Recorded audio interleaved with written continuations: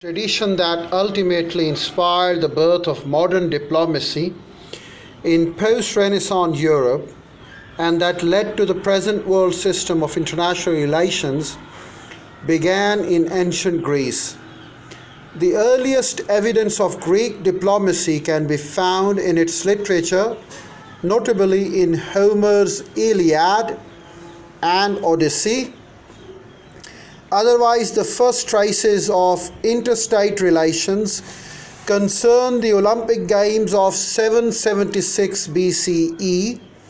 In the 6th century BCE, amphictyonic leagues maintained interstate assemblies with extraterritorial rights and permanent secretariats.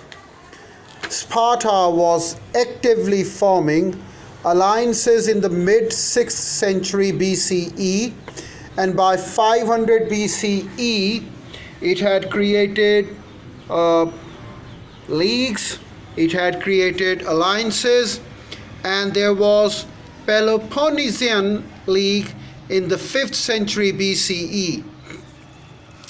Athens led the Delian League and the Greco-Persian Wars.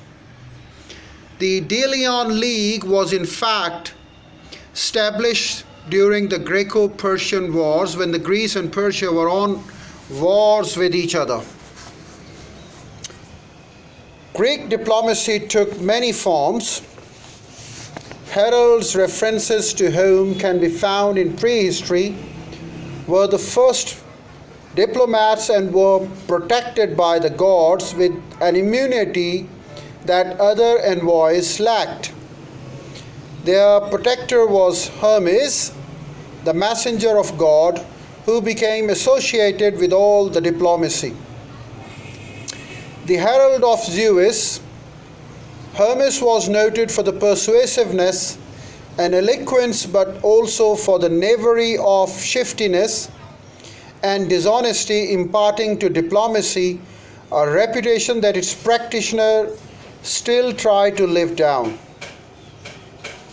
Because heralds were inviolable, they were favored channels of the contract in wartime.